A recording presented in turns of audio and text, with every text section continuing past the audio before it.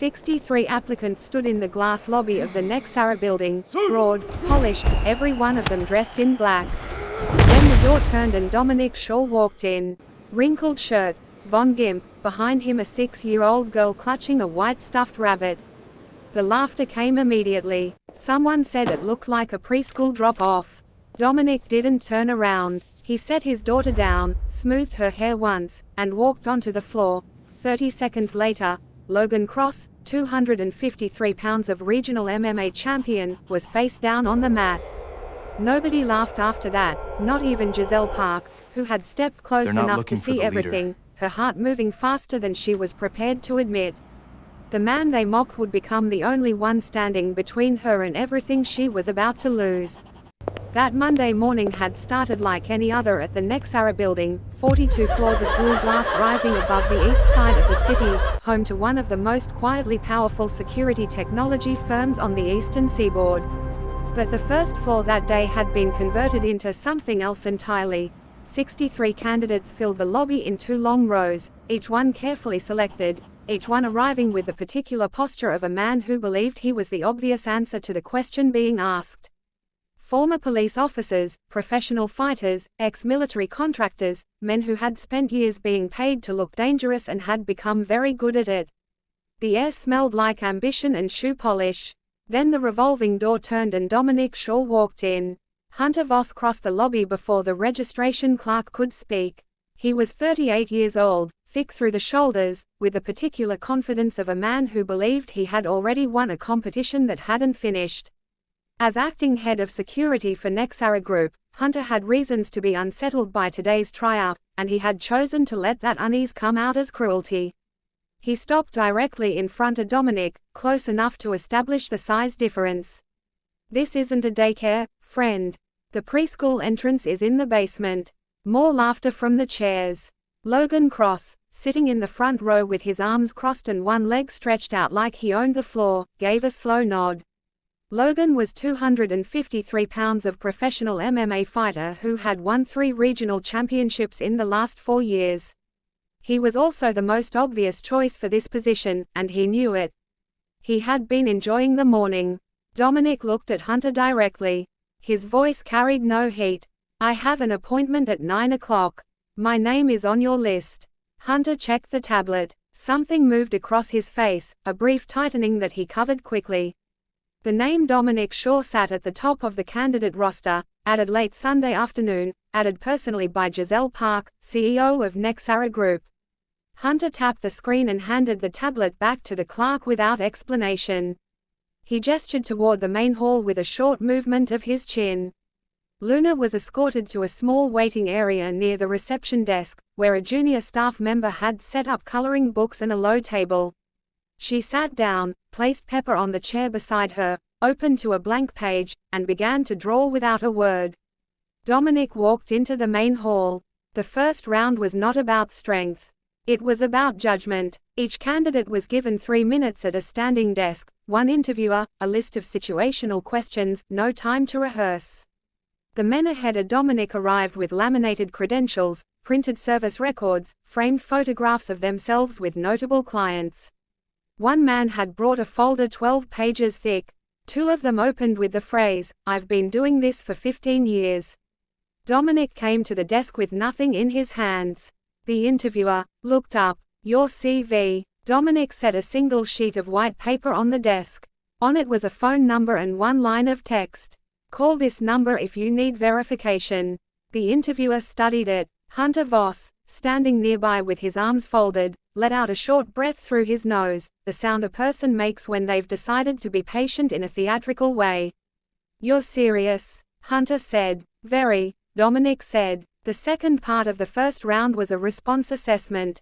Each candidate watched a 90-second video of a simulated threat environment, a crowded event space, multiple actors moving through the frame, a principal figure in the foreground, and had 30 seconds to identify danger points and propose a response protocol. Logan Cross watched the video, paused 2 seconds, then identified 4 of the 6 marked threat positions. He spoke clearly and with authority. The room gave him quiet approval. Dominic watched the video once. He stood with his arms at his sides and said, 6 marked positions. 2 unmarked. The camera dead zone behind column 3 on the left side gives an unobserved approach angle of approximately 4 feet, and the man in the green jacket has shifted his hand position 3 times since the video began. He's carrying something he hasn't decided to use yet. The room was quiet for 2 seconds. Hunter said, "Lucky guess." Dominic said nothing. He returned to his seat. Upstairs on the 38th floor, Giselle Park was watching the feed from the assessment room on the monitor above her desk. She sat in a straight-backed chair with a notepad on her knee that she had not written on in the last 20 minutes. Her assistant, Madison Cole, stood near the door. "He doesn't look like the usual type," Madison said carefully. "No," Giselle said, "he doesn't." 3 weeks earlier, an unmarked envelope had arrived on Giselle's desk. Inside was a 12-page document, a detailed summary of one Dominic Shaw. Service record, skill assessment, personal profile. No sender name, no return address. At the bottom of the last page, a single typed sentence. "She will need him." Giselle had run the sender's number. She had not yet received a name in return. On the monitor, Dominic sat in his chair with the same expression he'd had since walking in. Not bored, not performing patience, simply present. Giselle tapped her pen once against the notepad. Then she set it down. When the bracket for the physical round was posted on the board in the main hall, the room read it with the focused attention of men who understood what it meant. Most matchups were reasonably balanced.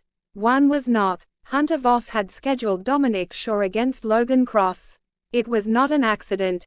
Hunter had arranged the bracket himself that morning, and he had placed the matchup with the particular satisfaction of a man who believed he was solving a problem. If Dominic Shaw, this quiet, unpedigreed single father anomaly who had appeared out of nowhere on the CEO's personal list, could be removed cleanly in the first round of the physical assessment, then the whole matter could be resolved before it became inconvenient. Logan Cross read the bracket and smiled. Not a cruel smile. Logan was not cruel by nature. He simply did not see it as a contest. The other candidates drifted toward the outer ring of the mat area. A few pulled out phones. The mood in the room had become something between entertainment and foreplay. They were going to watch the big man erase the puzzle, and then the day would make sense again. Upstairs, Madison leaned close to the monitor and said quietly, "Giselle, they've put him against Cross." Giselle was already standing. She straightened her jacket and walked to the door. "You're going down?" Madison asked. "The screen is too small," Giselle said, and stepped into the corridor. She arrived at the entrance to the training floor without announcement, no advance notice, no escort beyond Madison, who followed 3 steps behind and said nothing. The moment Giselle appeared in the doorway, the energy in the room changed. The ambient tension of men competing with each other collapsed into a different kind of attention. Spines straightened. Conversations stopped mid-sentence. Hunter moved toward her immediately. "Ms. Park, there's no need to continue," she said, looking past him toward the mat. She did not look at Logan Cross. She had already assessed Logan. He was what he appeared to be, powerful, experienced, and completely legible. She looked at Dominic. He was crouching near the edge of the mat, retying the lace on his left shoe. He was not looking at Logan. He was not looking at the crowd. He was not looking at her. In the 12 years since Giselle Park had become the youngest CEO in Nexara's history, she had sat across from hundreds of people who were trying very hard to make an impression on her. Dominic Shaw was the first person in recent memory who appeared to have no idea she was worth impressing, or had simply decided it was irrelevant. That single fact held her attention more than anything else she had seen all morning. Logan Cross rolled his neck, stepped onto the mat, and looked down at Dominic with something approaching generosity. "You sure you don't want to give your spot to the next guy?" A low wave of laughter moved through the room. Dominic finished tying his lace. He stood up. He did not respond to Logan.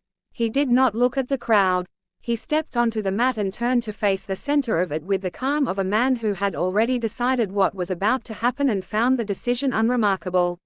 In the reception area down the hall, Luna had stopped coloring. She was looking through the narrow window in the wall, watching without climbing from her chair. The young staff member beside her glanced between the girl and the mat. "Is your dad strong?" the woman asked. Luna held Pepper a little tighter. He doesn't lose, she said. But he never says that himself. The referee raised his hand. The room held its breath. The timer started. Logan Cross came forward immediately. No hesitation, no warm-up fainting. He had ended 4 matches already that morning. All within 40 seconds. All with the same sequence. Close the distance. Establish grip. Control weight. It had worked perfectly every time. He applied it now with the confidence of a man repeating a proven equation. Dominic moved back, not scrambling one precise step. Shifting his weight to the outside edge of his left foot in a way that redirected Logan's approach angle by approximately 6 degrees. It was barely visible. It was also the reason Logan's grip closed on air instead of shoulder. The room didn't understand what had happened. Logan recovered and came again. By the 9th second, Giselle had stopped breathing at her normal rhythm. She was watching Dominic's eyes. They were not tracking Logan's hands or feet the way a fighter's eyes usually tracked in reactive focus, following motion. They were still. He was reading something deeper. Some sequence of information that lived below the level of individual movement. Logan attacked again. A 3rd time. Each time, Dominic gave him something a fraction of an opening. A half step of apparent vulnerability. And each time, the follow-through found nothing there. Giselle's right hand found the doorframe at some point without her noticing. At the 17th second, Dominic's eyes changed. A minor contraction, barely perceptible. He had seen what he needed to see. He had spent 16 seconds not fighting Logan Cross. He had spent 16 seconds learning him.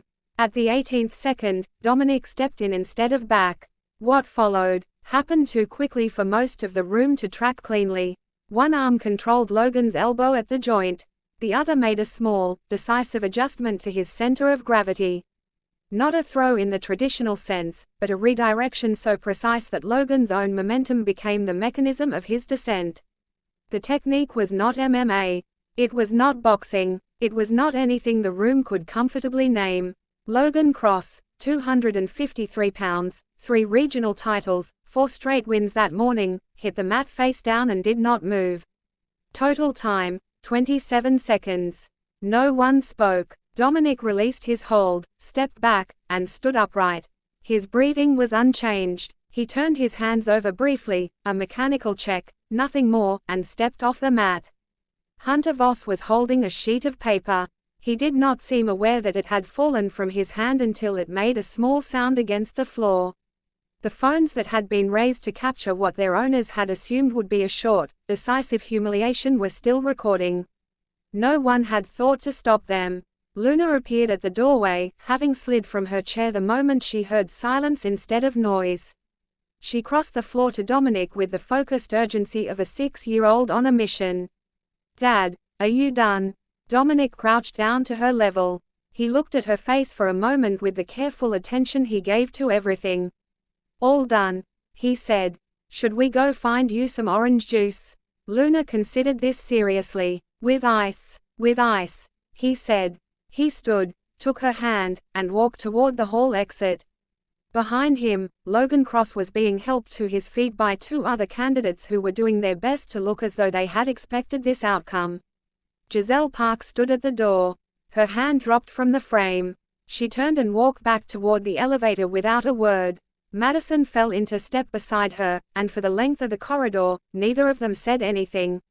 Then Madison said, very quietly, his breathing didn't change.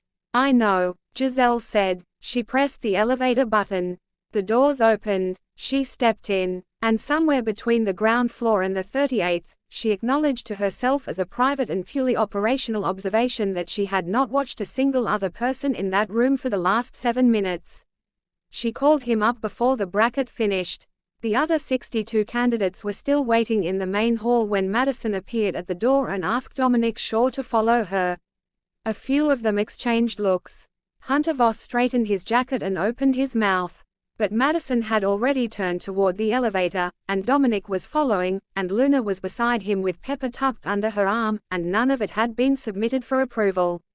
The 38th floor was quiet in the way that expensive buildings were quiet, not silent, but deliberately undisturbed.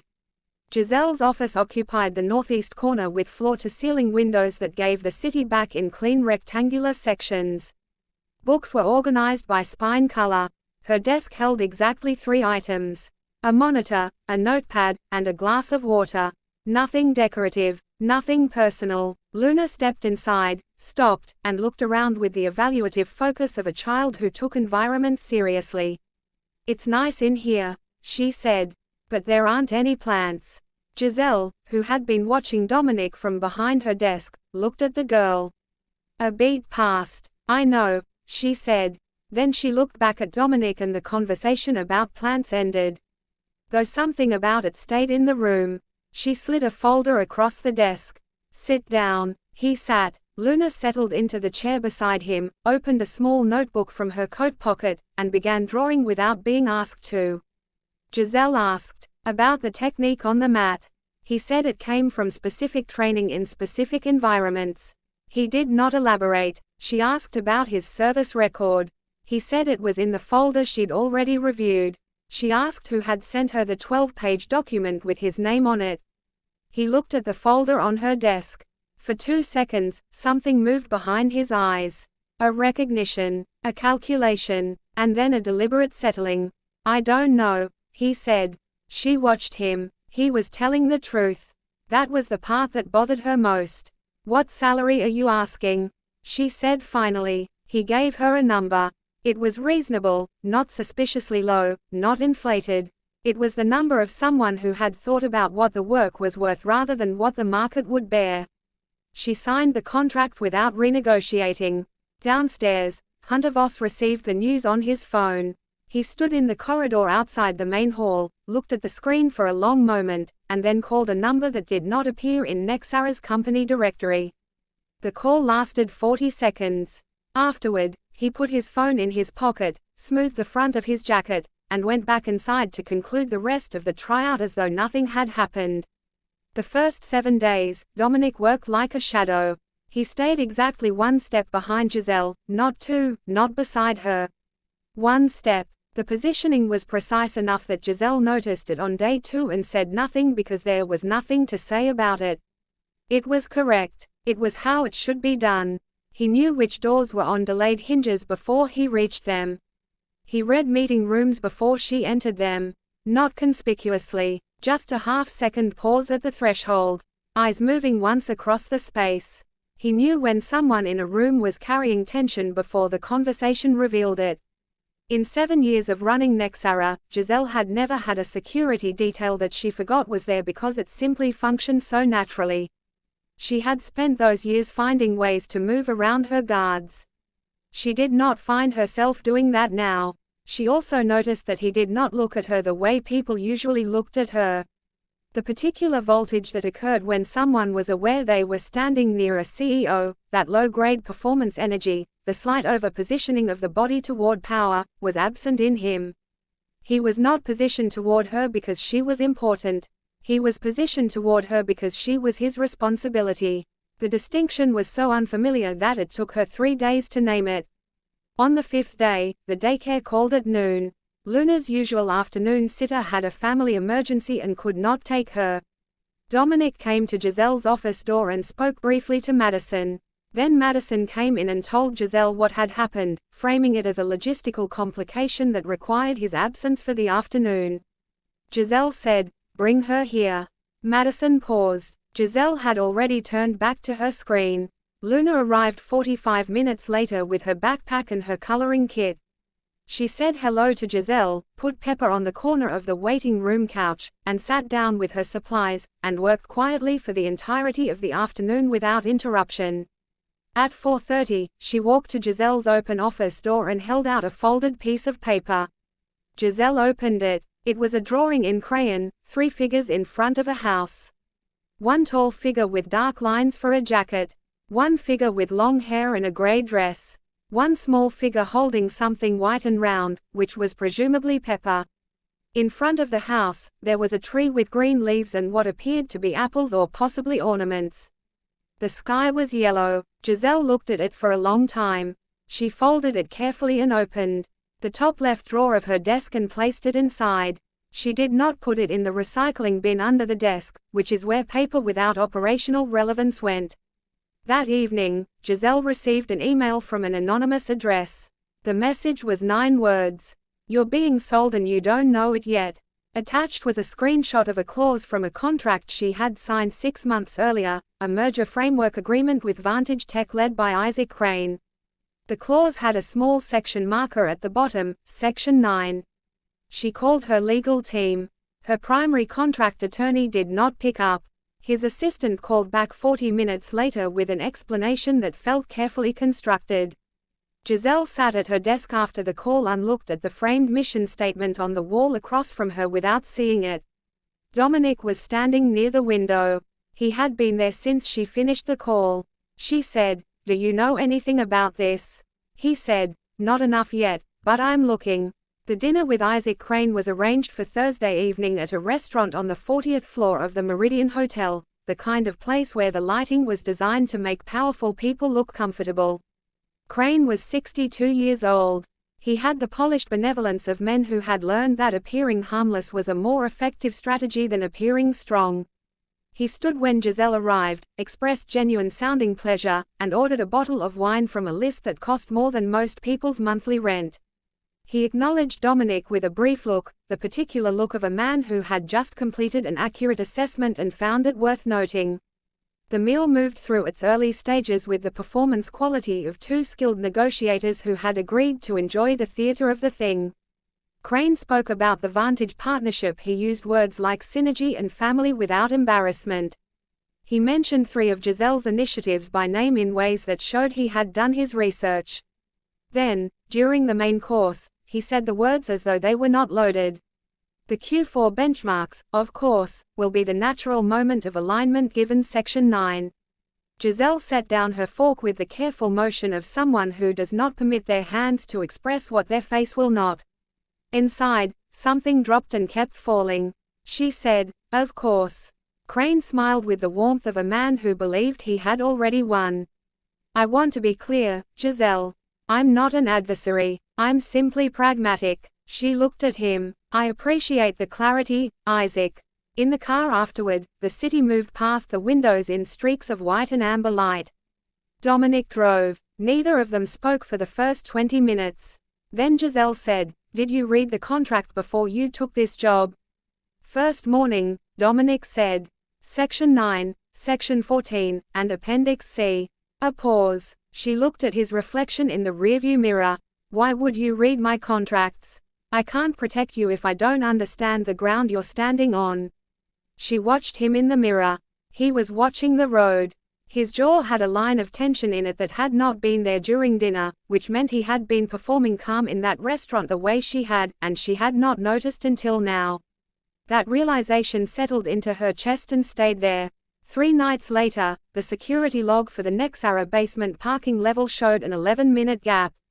No footage, no error code explaining the gap, just the gap itself, which was technically impossible under the current system unless the gap had been created by someone who understood the system well enough to edit it. Dominic found it during his standard end-of-day review. He did not report it immediately. He made a copy of the log, closed the original, and sat for a long time in the security office on the 2nd floor looking at the 11-minute window. He had spent 4 years in a Delta Force unit that specialized in identifying internal network compromises, situations where the threat was not coming from outside but from within a trusted structure. He knew what the early architecture of a betrayal looked like. He was looking at it now. Hunter Voss had access to the camera system. Hunter Voss had a phone number in his contacts that did not belong to Nexara, and Hunter Voss had been in the building during those 11 minutes. Dominic closed his laptop and began to build a different kind of record. The conversation about Claire happened on the 12th night.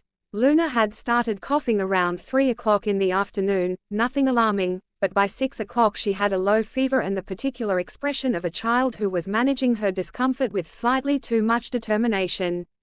Dominic came to Giselle's office at 6:15 and asked with the economy of words that defined him if he could leave at 7 o'clock instead of 8 o'clock. Giselle stood up and got her coat. He looked at her. "You don't need to." "I know," she said. His apartment was on the 14th floor of a building 12 blocks north. It was clean and small and contained almost nothing that was not functional except for one corner of the living room, which belonged entirely to Luna. Drawings covered the wall in a dense overlapping gallery. Books were stacked in bright columns by height.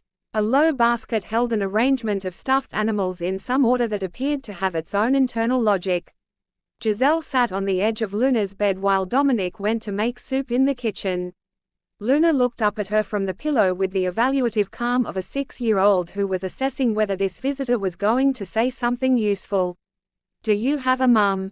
Luna asked. "Yes," Giselle said. "Is she around?" "She's busy. We don't see each other much." Luna considered this with the seriousness of a judge reviewing new evidence. "My dad is busy, too," she said. "But he's always here." Later, after Luna was asleep and the soup bowls had been rinsed, they sat at the kitchen table with 2 cups of tea. The building made its evening sounds. The city pressed its light against the window glass. Giselle asked about Luna's mother. Dominic was quiet for long enough that she wondered if she had asked something she should not have. Then he turned the cup once in his hands and said that her name was Claire, that she had been killed in a car accident 3 years ago when Luna was 3. That he had been on a mission when the call came, that he had been on a transport home within 6 hours, and out of service within 60 days, and that he had not gone back. He said all of it the way he did most things directly, without ornamentation, without asking for a particular response. Giselle did not offer sympathy in the standard arrangement of words. She sat with it for a moment and then said, "Is that why you always stay exactly one step back?" He looked at her and for the first time since she had known him, the expression on his face was not the expression of a person doing a job. It was something older and less defended than that. He did not answer, but he did not look away. In the morning, she called the investigator she had retained separately from her legal team, the one no one at Nexara knew about. She gave the investigator the phone number from Dominic's original single sheet of white paper. The result came back within hours. The number belonged to a retired brigadier general named Samuel Holt, who had commanded Dominic's unit during the last 2 years of his service. Holt was the one who had sent the 12-page document. Holt knew about Crane. Holt had known for longer than she had. Giselle read the name in the report and sat back in her chair. She looked at the ceiling for a moment and then she said to herself, in the empty office, the only sentence that felt accurate, "I've been surrounded and I didn't see it." The emergency shareholder session arrived on a Tuesday. Isaac Crane had called it with the formal language of process, a performance review, a routine Q4 evaluation, a conversation about alignment. But Dominic had been tracking the peripheral activity for 11 days by then. And what he saw in the 48 hours before the meeting was not consistent with a routine anything. 2 of the building's service elevators had been accessed after hours by maintenance badges that had not been checked out through the standard system. 3 external visitors had been registered under a consulting firm name that did not appear in Nexara's vendor database. And on Monday evening, the motion sensors on the 38th floor had logged a 6-second anomaly in the eastern corridor, 6 seconds during which they detected presence and then stopped detecting it, which meant they had been overridden rather than fooled. Dominic built the picture piece by piece on the security office screen, and the picture that emerged was this. Someone was planning to access the Nexara central server during the shareholder session when every decision-maker in the company would be in one room, focused on one problem, facing one direction. The server held client data for 900 corporate accounts. In the wrong hands, in the hours before a forced leadership transition, it was worth more than the merger itself. He had 40 minutes. He moved through the building the way he had been trained to move, not running, not conspicuous, but with the particular efficiency of a person who has decided on a route and committed to it entirely. He cleared the lower floors, confirmed the boardroom was secured, placed Madison at Giselle's side, and went to the 38th floor via the fire stairwell at the back of the building. They were already there. 4 of them, professional and unhurried, moving toward the server room with the confidence of people who had been told the floor would be clear. It was not clear. What followed was not a long fight. Long fights happened when there was uncertainty about the outcome. Dominic had spent 7 years learning to remove uncertainty as quickly as possible, and he applied that knowledge now with a focused economy that left no room for performance or hesitation. The first two were controlled and immobilized before the third had finished processing what was happening. The third came at him from the left. He had anticipated the angle from the moment he identified the team's formation, and the fourth, who was the largest and the most dangerous, lasted the longest, 11 seconds. 4 men. Hunter Voss appeared from the eastern corridor with a firearm and the flat expression of a man who had arrived at the part of the plan he had been rehearsing. "I need 15 minutes, Hunter said. "Stand down and nobody gets hurt." Dominic looked at him. His left shoulder had taken a hit during the last exchange. Nothing structural, but it registered. He filed it and moved on. "I don't have 15 minutes, he said. The confrontation was brief. Hunter was skilled and committed, but he was operating on the logic of threat and Dominic was operating on the logic of necessity. And necessity has a particular advantage in close quarters. When the sound of footsteps on the fire stairs announced the building security team's arrival 2 minutes later, Hunter Voss was seated against the wall with his hands immobilized and a resigned expression that contained, beneath its surface, the specific shame of a man who had bet on the wrong outcome. Downstairs in the boardroom, Giselle Park was sitting at the head of the table with 31 shareholders and one Isaac Crane arranged in front of her. She had received the update from Madison 60 seconds earlier through an earpiece. She had absorbed it, processed it, and returned her face to its baseline configuration. Crane had been speaking. She let him finish his sentence. Then she said, "This session will need to be postponed. The reasons will be explained by law enforcement within the next few minutes." She let one beat pass and then looked at Crane with the direct focus of someone who had finished being diplomatic. Section 9 will also be contested under Clause 22b, which provides for nullification in cases of documented partner fraud. "I have the documentation." Crane sat very still. "I've been building the file," she said, "for 8 days. The hospital was not where Dominic had intended to end his Tuesday. He declined the first ambulance with the same energy he applied to most things he didn't need. Giselle met him in the lobby of the Nexara building as the police were completing their initial processing of the scene. Looked at his left shoulder and the state of his shirt and said simply, "I'm driving." He started to say something. She held up her keys. At the emergency intake desk, she gave his name and insurance information from memory. She had reviewed all personnel files on the weekend following his hiring, a fact she had not mentioned to him. The intake nurse looked at her and then at Dominic and then back at her with a diplomatic absence of assumption. In the exam room, while they waited for the attending physician, Giselle took the gauze from the supply shelf and began to work on the cut on his forearm. She did this without asking permission, which he found notable. "You know how to do this?" he said. "No," she said, "but I learn quickly." He watched her work for a moment and did not say anything further.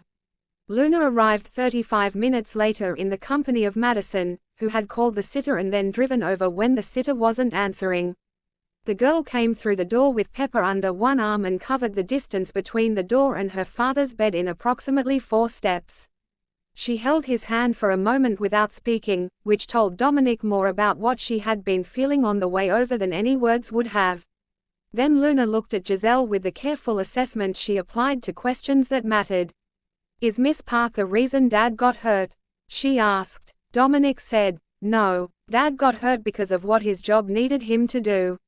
Luna considered this. The reasoning was acceptable. She turned back to Giselle and whatever she found in the woman's face appeared to satisfy some additional questions she hadn't spoken aloud.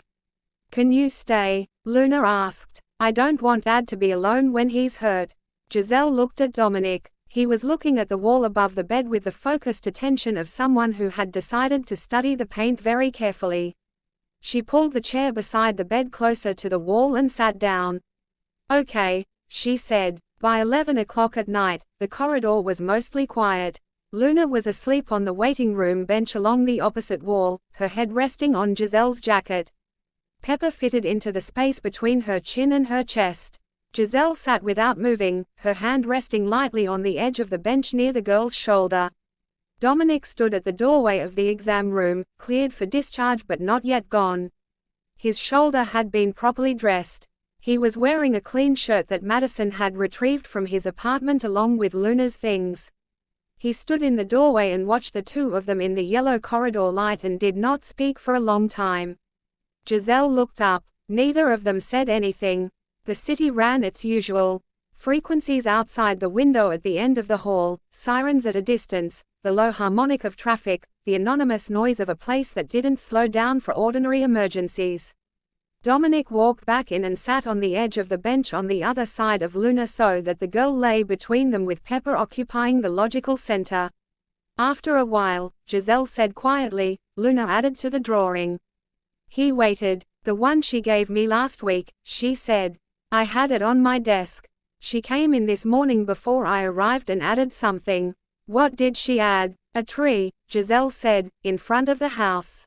Dominic was quiet. The corridor light made a low, even sound above them. Luna breathed in the slow, even rhythm of a child who trusted entirely and without condition that the world around her was held. For the first time in the entire length of that long and breaking day, for the first time, perhaps, in a good deal longer than that, the corner of Dominic Shaw's mouth moved. It was small. It was quiet. It was, unmistakably, a beginning.